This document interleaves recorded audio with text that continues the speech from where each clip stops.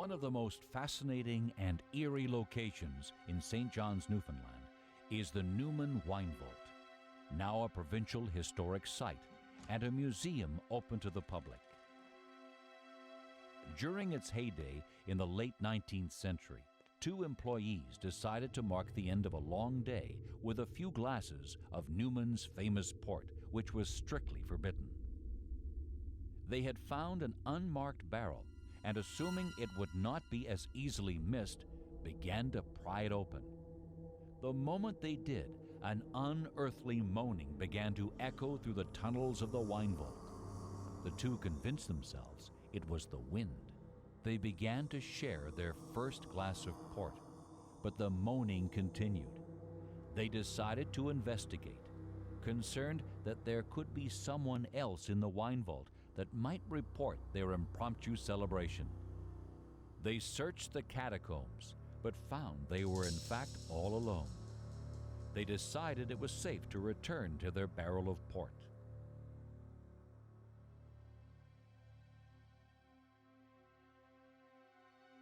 One drink had turned into 5, and they were beginning to feel the effects. Reaching in for yet another glassful, they discovered a large obstruction in the barrel. As they shook the cask, the strange moaning once again echoed through the wine vault. One of the men reached into the barrel to remove the blockage.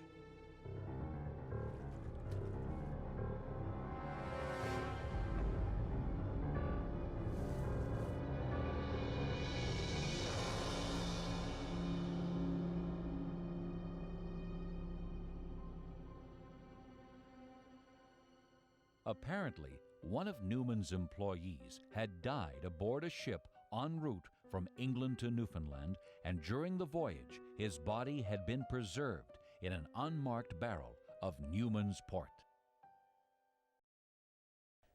For more than a century, the Newman Wine Vault in St. John's, Newfoundland, has been the birthplace of many ghostly legends. Some of these stories are frightening, and others are simply bizarre. Either way, the wine vaults with their dark catacombs and musty barrels are a natural place for tales of the supernatural. Newfoundland certainly has a great tradition of folklore and a long, long history of ghost stories and folk beliefs and superstitions. The Newmans certainly are a fairly well-known family in the history of Newfoundland, and they were a company that seemed to attract a lot of folklore. There's a lot of different stories that became attached to the Newman family over the years, such as bodies in barrels and all sorts of strange happenings. The Newman Wine Vault's first recorded sighting of a ghost occurred in the late 19th century. In a rarely used area of the vault, an employee was terrified by the vision of a dark-skinned woman.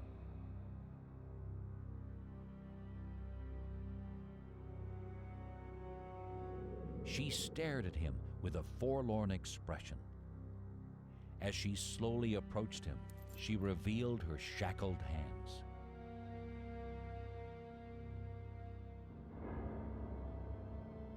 The employee ran to Mr. Newman, who decided to investigate the strange apparition. He entered the unused part of the wine vault and discovered a room full of long-forgotten cargo pulled from an old freighter run. In a musty barrel, he uncovered an intricately carved wooden box filled with bones. On closer inspection, they realized the bones were human.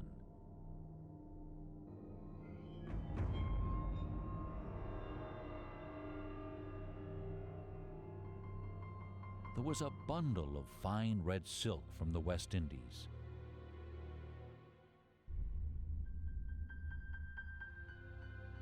Beneath the silk lay a pair of shackles, the kind used on slave ships.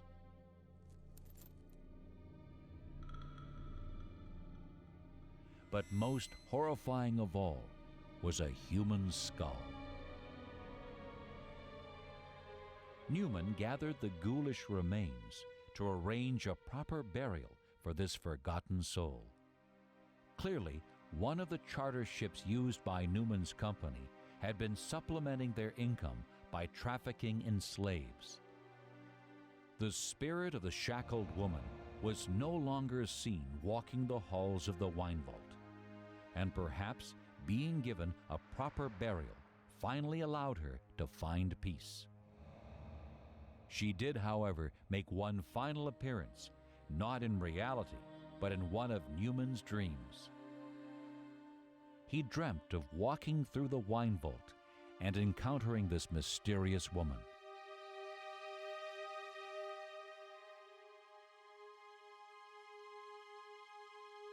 She beckoned him closer, and though her lips never moved, he could clearly hear her voice in his mind.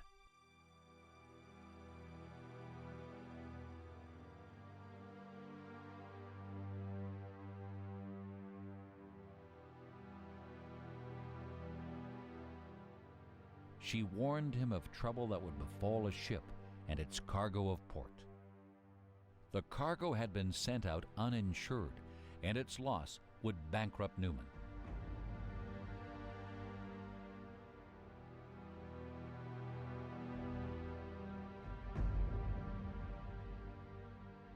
She left him alone and shaken. The moment Newman awoke, he insured his cargo. The vessel in question never did reach its destination. It was believed to have sunk en route to England. The spirit that Newman helped to find her peace may have returned the favor by saving the Newman Wine Company. Another strange tale concerned a ship carrying molasses, which mysteriously caught fire and ran aground in St. John's. The cargo was offloaded into a warehouse, which also inexplicably burnt to the ground. Rumors began to circulate that the shipment was cursed, and Newman decided to take his portion of the cargo and have it thrown into the bay.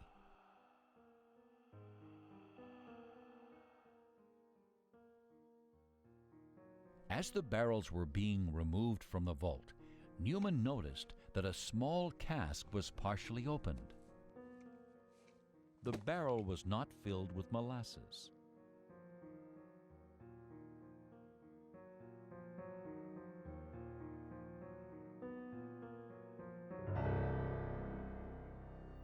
Inside were the ancient mummified remains of an infant.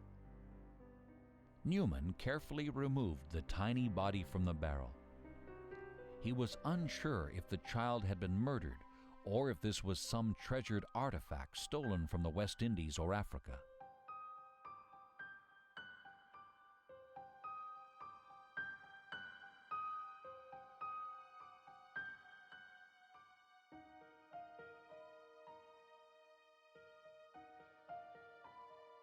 He wrapped up the body and made arrangements with a local church for a proper burial, after which the strange occurrences surrounding the shipment ceased and there were no more fires. But there have always been unexplainable events at the Newman wine vaults. Though some tales about Newfoundland's Newman wine vault may be urban legends, documented history proves that others are based in fact. Whatever the truth may be, these eerie stories of ghosts and misplaced corpses are perfect for late-night retelling over a glass of port.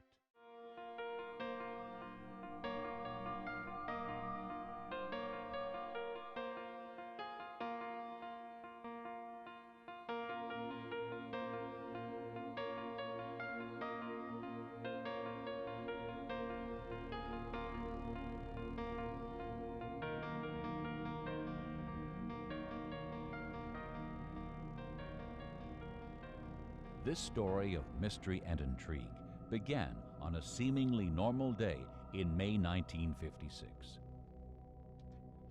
In a typical home, on a quiet street, a young couple prepared to leave for vacation.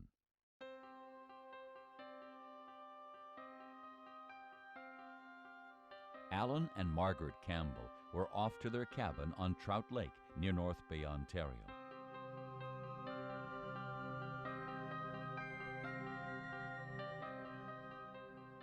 North Bay's stunning countryside is dotted with bountiful lakes. This area is well known for its fishing and other outdoor activities.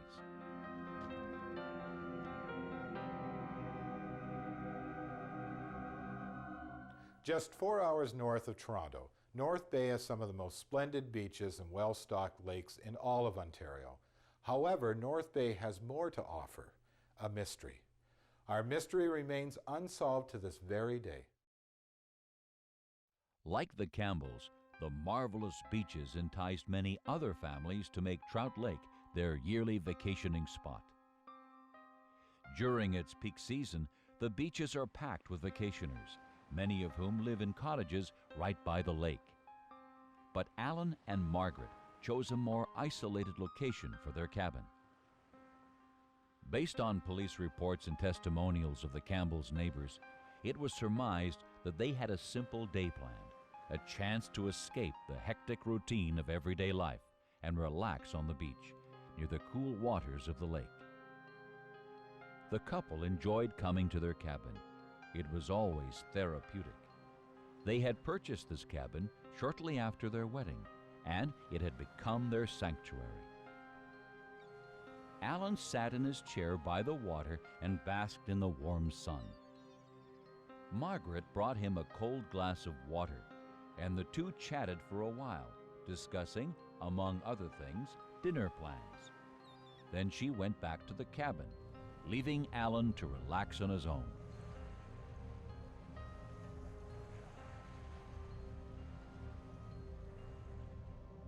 At one time, this was the residence of the Campbell family, the Campbells who disappeared mysteriously in May of 1956 from their cottage on Trout Lake. The day went quite without incident. The Campbells packed up early in the morning, sent one of their daughters off to school. 8:30 in the morning, they left this residence and were never seen again. What's interesting and unusual about this case is that the Campbells literally disappeared without a trace. The Ministry of Natural Resources and all sorts of different departments scoured the entire shoreline of Trout Lake, about 50 miles of it all told. Not a trace of them was found. But in over approximately the 47 years since their disappearance, not a single clue has turned up. Once they had decided on their menu, Alan prepared the barbecue. Inside, Margaret made other provisions.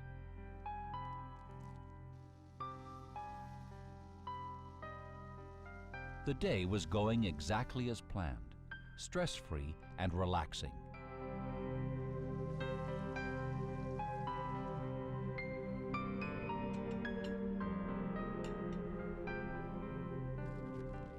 The couple decided that their meal should be simple too, making sure it required very little preparation. After all, the two were alone on vacation. There was no need for extravagance.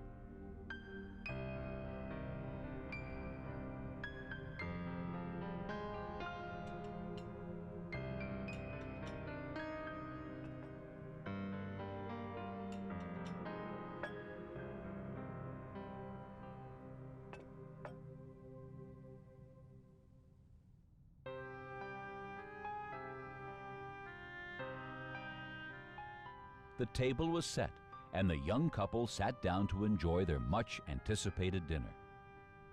But this would be the last time anyone would ever see or hear from the Campbells again.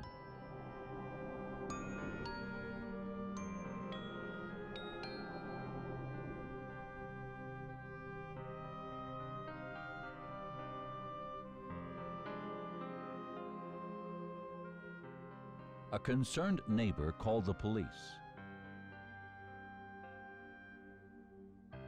When officers of the North Bay Police Department arrived, they found the scene exactly as it was left. Hamburgers burnt on the grill, and the rest of the dinner still sitting untouched on the table. Aside from being extremely peculiar, the scene revealed little to the investigators. An interview with the helpful neighbor gave the police no new information.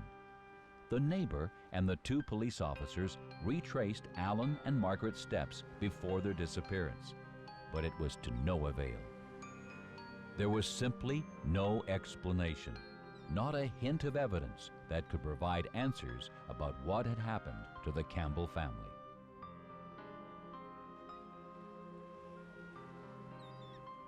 The North Bay community was dumbfounded.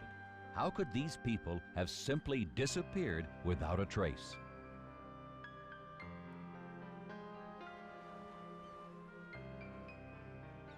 Alan and Margaret's boat was later found to be missing. Based only on this fact, one theory suggests that Margaret and Alan Campbell boarded their small boat and motored out into the lake. Search parties were sent out, but invariably returned unsuccessful in their attempts to find Alan and Margaret's bodies.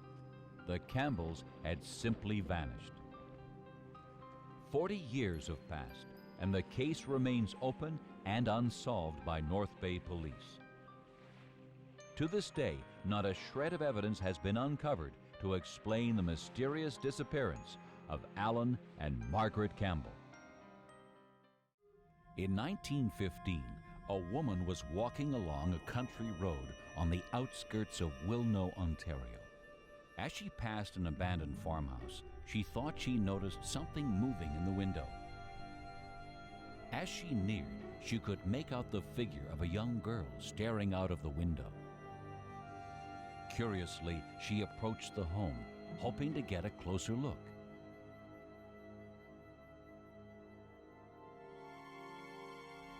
The young girl turned, glaring lifelessly at the woman, her eyes ghostly and unnatural. Terrified, the woman ran from the house, and few have entered since.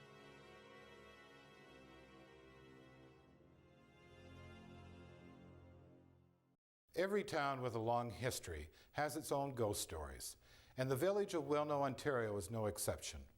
The sad story of young Stefania and her father dates back to the turn of the century. But time is not a factor to spirits, and the echoes from this tale continue to be felt today. In 1910, a young girl named Stefania lived in the Polish settlement of Wilno, Ontario. She tended to the family farm with her widowed father. As she grew older, she developed into a beautiful woman, and the young men of the village began to flock to her. Her protective father did not approve of the local boys. He had higher expectations for his daughter. As Stefania reached her late teens, strange events began to take place around her. Sometimes, the entire house would shake.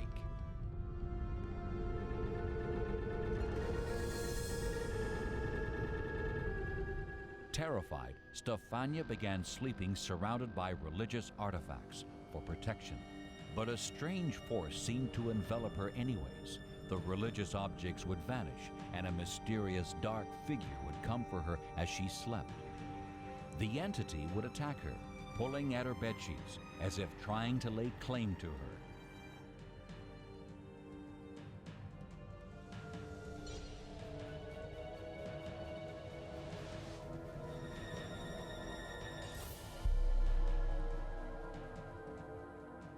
After one such attack, a woman from the village examined her and found bruises on her arms and neck as if she had been beaten.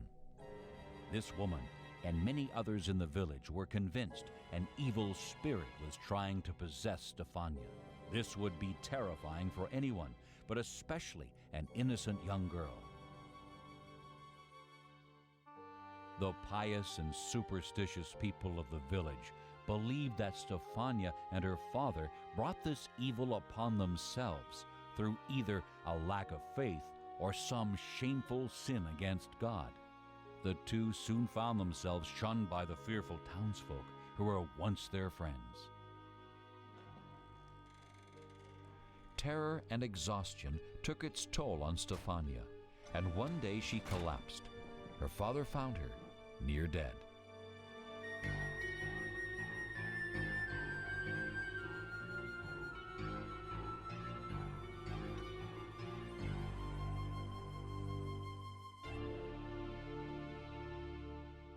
Cut off from the other villagers, he tried to care for her on his own. He read her passages from the Bible, but instead of bringing her comfort, the scriptures seemed to enrage her. She screamed at him in a language he could not understand, in a voice that was not her own.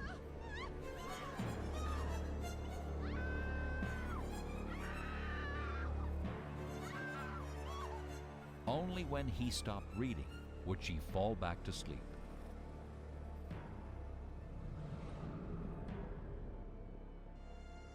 In spite of her weakened condition, Stefania began sleepwalking. She often wandered aimlessly through the town, and those who encountered her were horrified by what they saw. The evil eye was considered irrefutable evidence of demonic possession.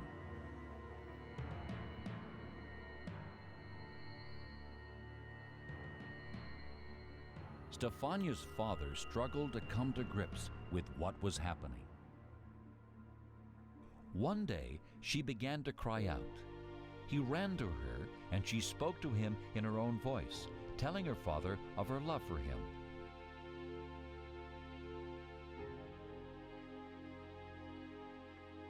A short time later, she died.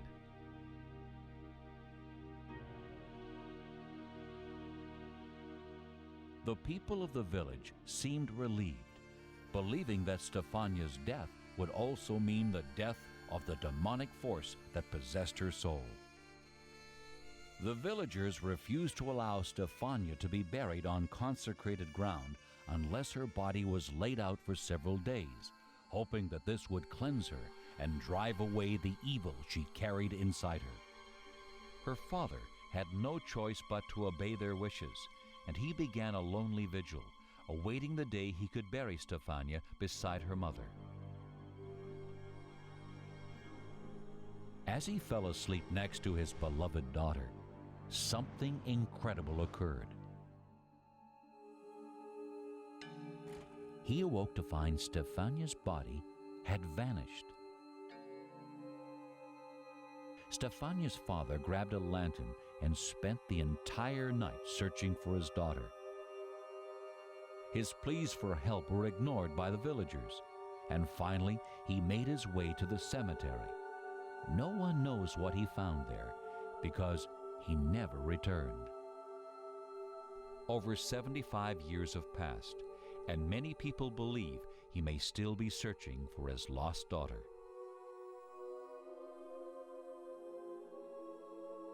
Today, legend has it that when a car is parked in the Wilno Cemetery, if the headlights are flashed 3 times and a young woman shouts "Daddy" 3 times, the spirit of Stefania's father will appear holding his lantern.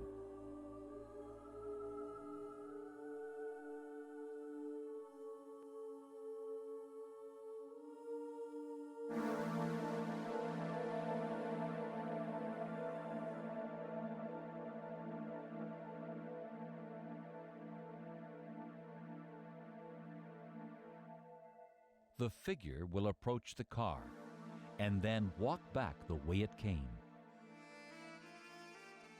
Dozens of people have experienced this strange phenomena. The farm where Stefania and her father lived is now abandoned and rarely mentioned. It is simply called the house where nobody lives. Even today, few dare to venture into the remains of this farmhouse, knowing that though her body was never found, Stefania's tortured and angry spirit still dwells there. The mystery of her disappearance has never been solved. Could Stefania have fallen into a death-like coma, only to awaken and wander blindly into the night? Or did the spirit that wished to possess her finally take Stefania, body and soul? Perhaps a father's love for his daughter never dies, giving him the drive to continue his desperate, endless search for her, long after both parent and child have passed on.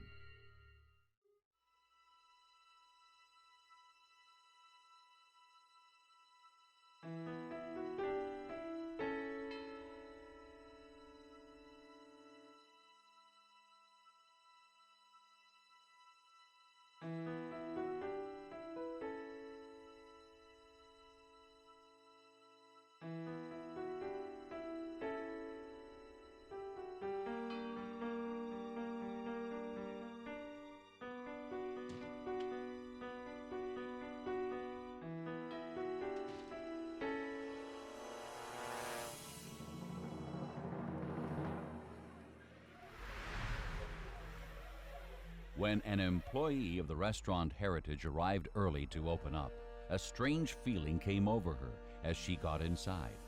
She looked around the room, but saw nothing peculiar. As always, the restaurant was empty.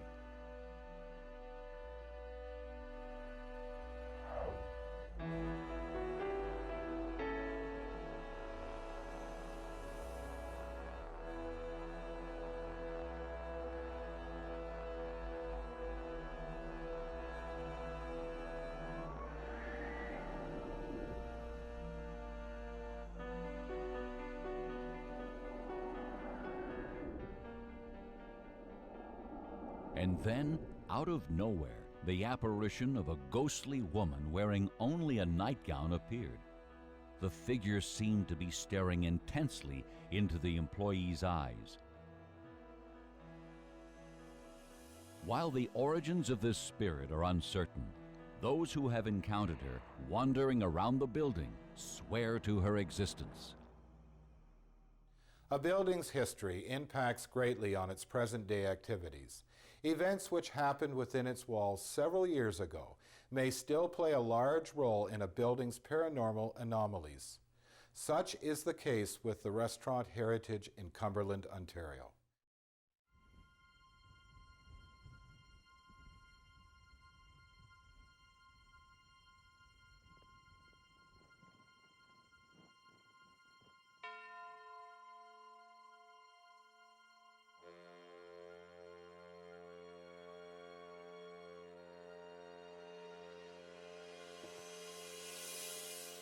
Many staff members of Restaurant Heritage frequently sense unseen presences in the building, giving them the distinct feeling that they are not alone.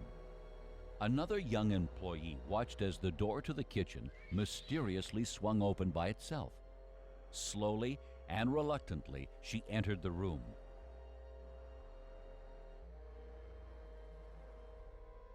The door slammed shut, leaving the woman startled and terrified. She quickly ran out of the kitchen.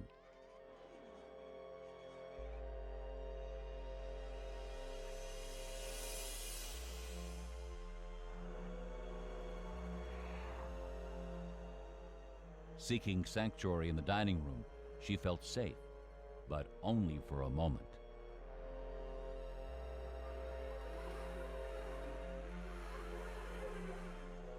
As the ghost began walking towards her, the young woman froze with fear. She shut her eyes and braced herself.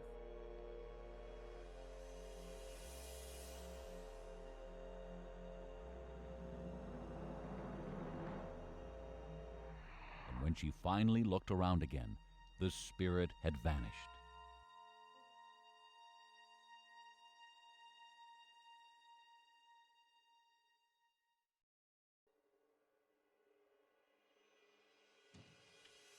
The woman quickly left the building, never looking back. Yeah, in this house, there's I wouldn't say, is it haunted? Not, I wouldn't say maybe haunted, but there's a lot of people living in this house. Not counting the guests, but meaning there's a lot of spirits in this place. 120 years old, what can the house say? Nobody knows. Of course, a few occasions where you can feel when somebody's staring at you. And especially on the third floor, you will feel somebody staring at you. And you look around and there's nobody there. So.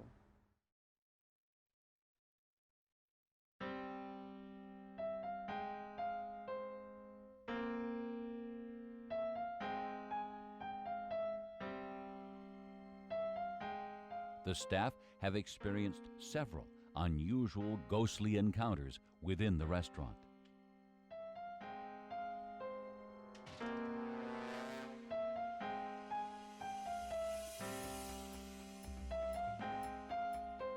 The bartender was cleaning up his area, prepping it for a shift change, when he noticed something odd about the bar.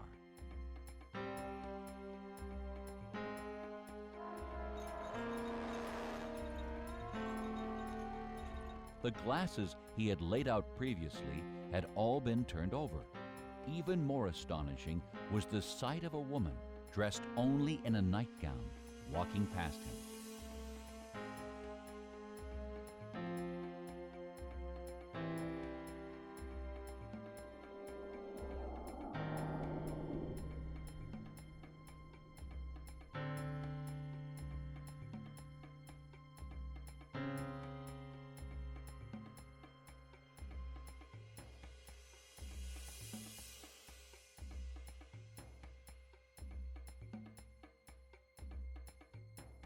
The bartender finished his duties and left the restaurant shaken. The beauty of this century-old building in Cumberland, Ontario, hides its mysterious past. Today, it is the site of an elegant restaurant. However, within its walls stirs the restless spirit of an unknown soul. Many have claimed to see the apparition of this woman. To date, she has only allowed us to know of her existence and little else. Perhaps over time, more will be revealed. The manager at Chez Briann's restaurant in St. John's, Newfoundland, was preparing to open for the day when he heard strange noises coming from the back dining room. He entered to find a ghostly scene playing out in front of him. What looked like a shrouded body was laid out on a table, with a mysterious, grim-faced man slowly approaching it. The strange figure seemed far more interested in the body beneath the shroud than with the curious young manager.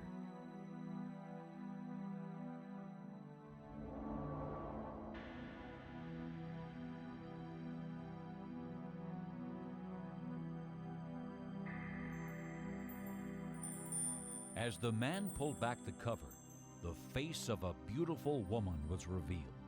The ghostly man stared at the manager coldly, as if he were intruding on a private moment. Suddenly, the woman's eyes opened, and a deafening sound filled the air. Seconds later, the room returned to normal, and the now shaken manager knew he had encountered the spirits of Chez Briann.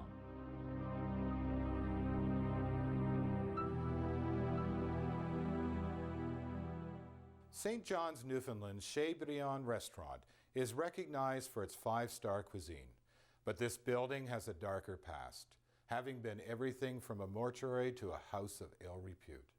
With this sort of history, it should not come as a surprise that the building houses more than a few spirits. This building has a long history. Heard several stories of ghosts. My name is Briann. I'm the owner and operator of my restaurant here, Chez Briann. We've been here for 3 years now.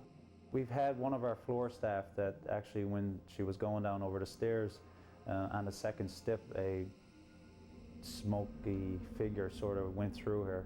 And it was an eerie feeling for her that night, and she still talks about it today.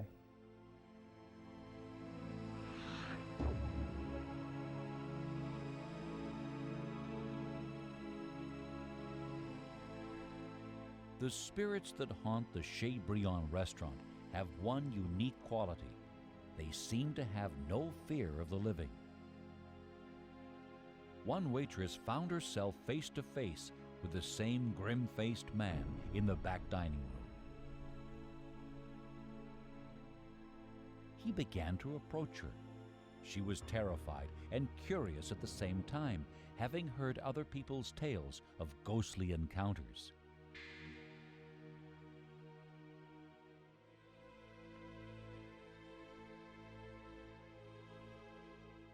The man continued to stare at her with ice-cold eyes.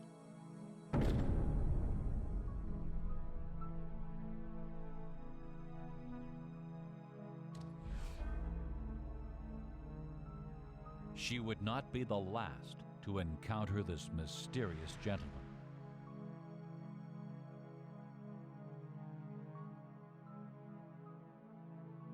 The somber man is not alone.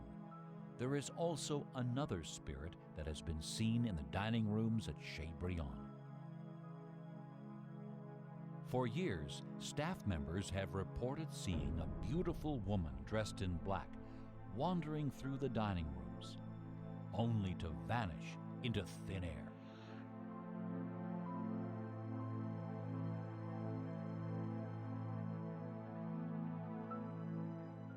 In the late 60s to the 90s, it became a bed and breakfast restaurant and a bar.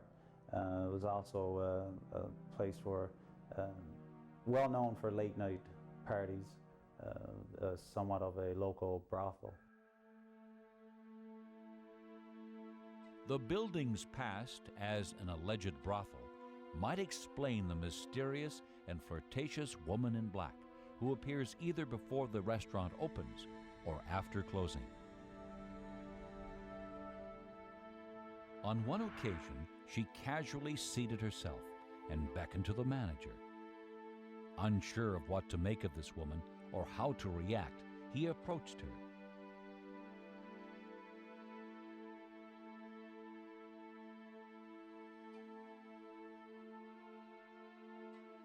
She reached out and took his hand.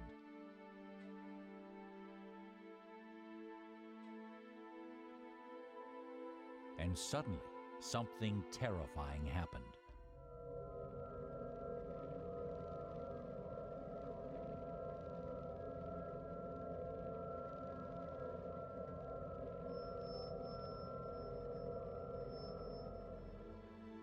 It was as if a giant electrical charge had gone through his body, and in an instant he was alone again, with only memories of this mysterious woman.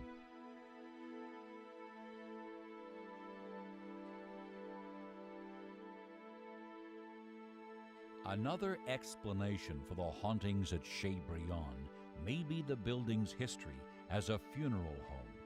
This would account for the sightings of the mysterious, somber man that many believe was once the undertaker, still keeping watch over his building.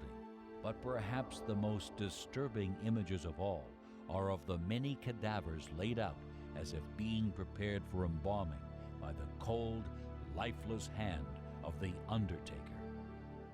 The ghosts of Chez in Newfoundland were there long before the restaurant opened, and the new owners have accepted them as part of life.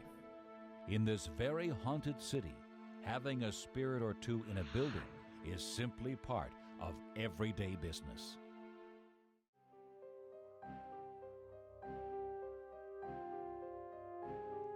On Ile Saint-Hélène, just minutes from downtown Montreal, sits Fort Stewart, once a military outpost, now a museum where live historical reenactments are performed daily. But staff and visitors have also witnessed some unexplained occurrences with the mysterious spirits that seem to exist within the fort's walls. One woman had a chilling encounter.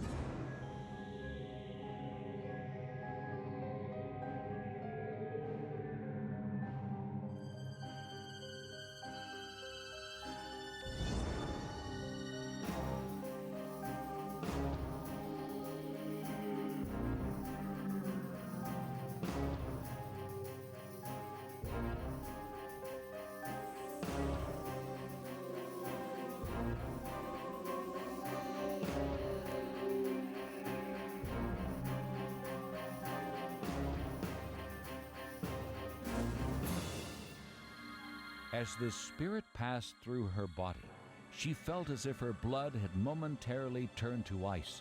She was terrified. Many people believe that spirits linger in the material world for different reasons. For some, an undying or unrequited love causes their earthly connection, and for others, an untimely death or great trauma can keep them trapped here. At Fort Stewart on Ile Saint-Hélène in Montreal, many such spirits walk among the living, each bound by their own tragic chains.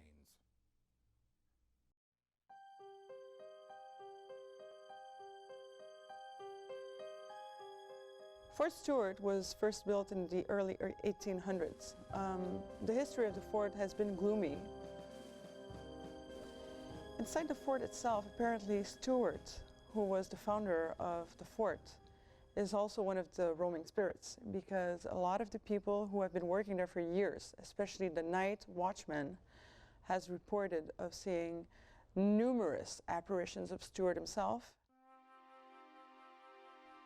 The museum curators and staff have spotted who they believe to be Mr. Stewart himself, sometimes in a human-like form, and other times as a glowing figure.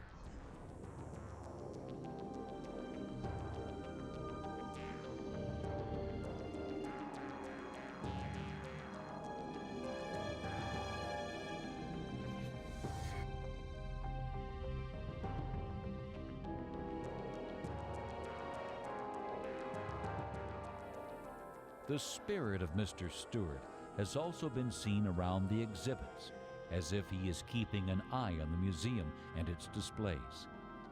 He had devoted his entire life to this museum, and it is not surprising that in death he is still protecting it. Over the years, the soldiers and militia stationed here were only called into action once, but that one time was so tragic and horrible that its memory may hang over Fort Stewart forever. An officer by the name of Carleton sent 800 militia off the shore to attack the American soldiers, who were unfortunately elite shooters, waiting for them on the South Shore. They never made it off the shore, actually. They all died because the American elite started shooting at them right away.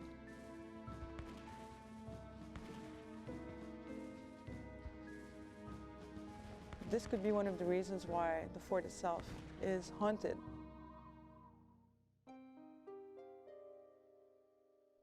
Many have reported seeing a very strange apparition in the old artillery room. That of a man in uniform examining the weapons as if preparing for battle.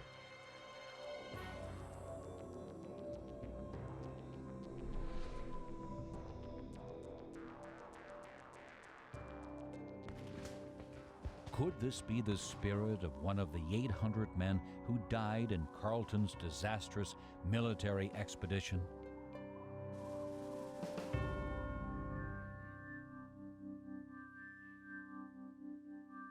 This phenomenon is not confined to the artillery room. Sometimes the man is seen on the grounds.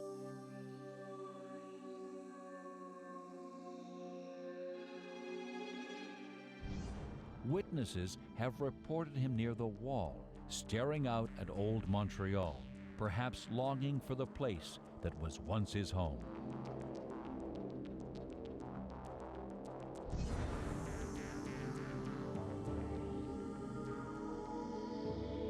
Whether as the military camp for soldiers or the wonderful museum of its namesake, Fort Stewart has its own way of bringing history home for residents both past and present.